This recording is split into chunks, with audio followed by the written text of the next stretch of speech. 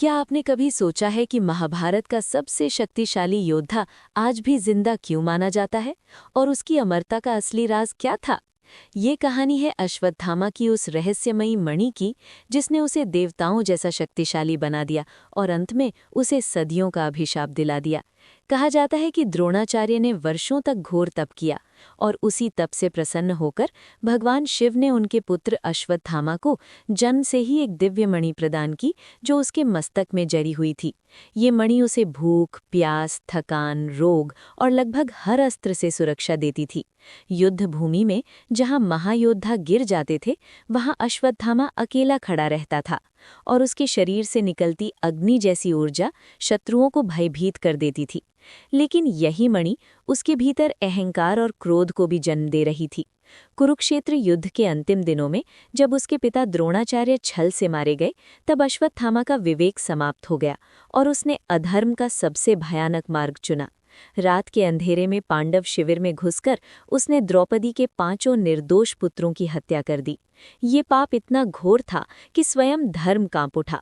जब अर्जुन उसे पकड़कर लाया तो द्रौपदी का हृदय टूट चुका था। फिर भी उसने ब्राह्मण पुत्र को मारने से मना कर दिया। लेकिन भगवान कृष्ण जानते थे कि इस पाप को बिना दंड छोड़ा गया तो धर्म का संतुलन टूट जाएगा। कृष्ण ने आदेश दिया कि अश्वत्थामा की मणि उससे छीन ली जाए, क्योंकि वही उसकी शक्ति और घमंड की जड़ थी। जैसे ही अर्जुन ने उसके मस्तक से वो मणि निकाली, अश्वत्थामा पीड़ा से चिल्ला उठा, क्योंकि वो मणि केवल आभूषण नहीं बल्कि उसकी आत्मा का हिस्सा बन चुकी थी।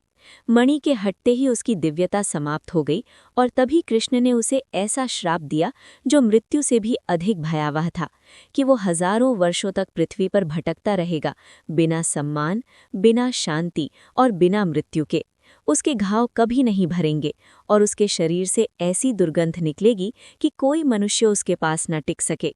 ये श्राप बदले की भावना से नहीं बल्कि एक चेतावनी था कि जब दिव्य शक्ति अधर्म के हाथों में जाती है तो वो वरदान नहीं बल्कि विनाश बन जाती है। कहा जाता है कि अश्वत्थामा आज भी जीवित है, लेकिन मणि के बिना वो केवल एक चलता फिरता प्रमाण है कि शक्ति यदि धर्म से अलग हो जाए तो उसका अंत केवल पीड़ा ही होता है। और यही कारण है कि अश्वत्थामा की मणि की कहानी महाभारत की सबसे डरावनी और सबसे गहरी सीख बन जाती है।